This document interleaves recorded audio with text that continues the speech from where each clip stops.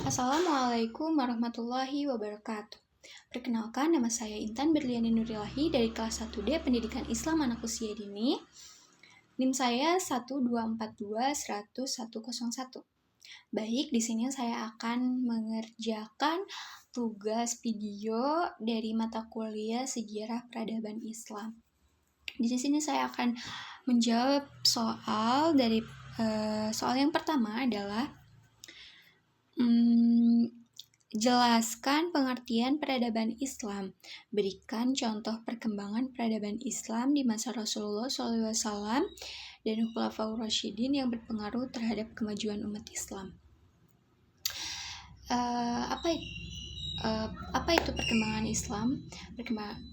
Peradaban Islam adalah deskripsi kehidupan umat manusia Muslim pada masa silam yang mengalami kemajuan sebagai hasil cipta rasa mereka yang dijiwai oleh ajaran Islam dalam berbagai aspek kehidupan menuju suatu kemajuan.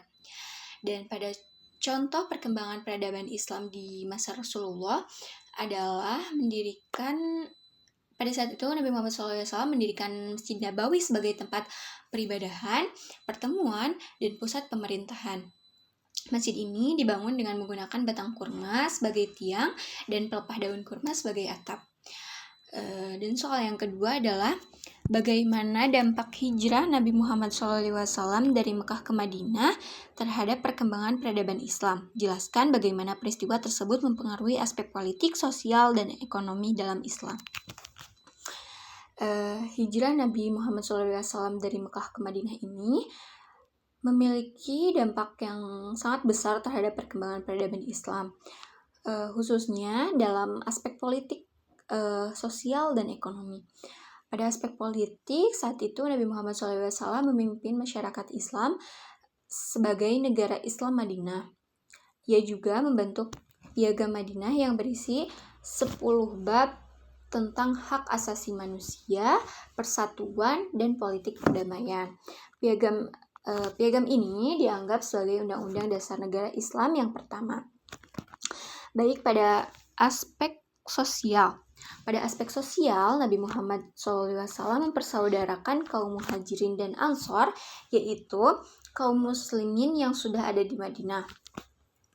Persaudaraan ini didasarkan pada agama, bukan dari darah atau kabilah. Persaudaraan ini menciptakan gotong royong yang kuat di antara umat Islam, sehingga jumlah dan kekuatan umat Islam semakin besar. Dan pada aspek ekonomi, Nabi Muhammad SAW mendirikan pasar di dekat Masjid Nabawi untuk membangun perekonomian rakyat. Saat itu pasar ini menjadi jantung perekonomian negara Islam yang pertama. Dan pada soal yang ketiga, bandingkan perkembangan ilmu pengetahuan pada masa dinasti Abbasiyah dan dinasti Umayyah. Jelaskan faktor-faktor apa saja yang menyebabkan berkembangnya ilmu pengetahuan di kedua masa tersebut. Baik, perkembangan ilmu pengetahuan di masa dinasti Abbasiyah ini bisa disebut ilmu pengetahuan yang sangat pesat. Perkembangan ilmu pengetahuan yang sangat pesat. Dan faktor-faktor yang menyebabkan perkembangan ilmu pengetahuan pada masa dinasti Abbasiyah ini diantaranya perhatian besar pemerintah terhadap kemajuan ilmu pengetahuan, dan Khalifah Al-Ma'mun melakukan penerjemahan buku-buku asing seperti Yunani dan Persia ke dalam bahasa Arab. Didirikannya Baitul Hikmah sebagai pusat pengembangan ilmu pengetahuan dan terjadinya asimilasi antara bangsa Arab dengan bangsa-bangsa lain. Perkembangan ilmu pengetahuan pada masa dinasti Umayyah pada saat itu terdapat beberapa faktor, yaitu yang pertama dimulainya penerjemahan buku-buku asing, perluasan wilayah kekuasaan, dan ilmuwan muslim dari Bani Umayyah saat itu belajar banyak bidang keilmuan lainnya selain ilmu agama. Dan soal yang keempat, apa yang dimaksud dengan zaman keemasan Islam. Sebutkan tokoh-tokoh ilmuwan Muslim yang berkontribusi besar pada zaman keemasan Islam beserta bidang ilmu yang mereka kembangkan. Pada zaman keemasan Islam ini adalah periode kejayaan Islam dalam bidang ilmu pengetahuan, ekonomi, dan budaya yang terjadi pada abad ke-8 hingga abad ke-13. Pada masa ini, saat itu banyak ilmuwan yang berkontribusi dalam berbagai bidang ilmu. Di antaranya, Al-Khwarizmi adalah bidang ahli matematika yang menemukan aljabar. Ibnu Qurra atau Thabit bin Qurrah, ahli astronomi dan matematika. Dan ada Al-Battani, adalah ahli astronomi yang menemukan penentuan tahun 365 hari.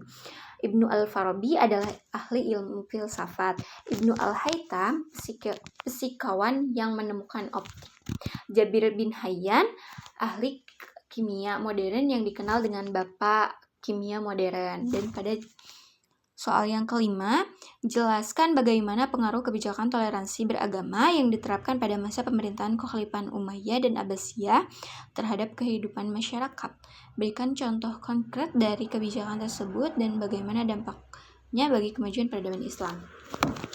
Pada masa Kekhalifahan Umayyah dan Abbasiyah ini, kebijakan toleransi beragama yang diterapkan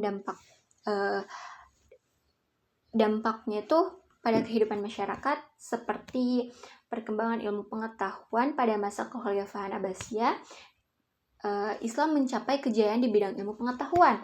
Hal ini ditandai oleh banyaknya buku-buku bahasa asing yang diterjemahkan ke dalam bahasa Arab dan lahirnya banyak intelektual Muslim. Kemajuan sosial ekonomi pada masa Kekhalifahan Abbasiyah, keadaan sosial ekonomi berkembang dengan baik, terutama dalam bidang pertanian dan perdagangan. Perkembangan peradaban pada masa Kekhalifahan Abbasiyah ini, masyarakat mampu mengatur tatanan kehidupannya dengan baik hingga saat itu dikenal sebagai negeri masyhur dan makmur. Contoh dari toleransi beragama dapat menciptakan perdamaian dan kemajuan peradaban ini dengan cara bisa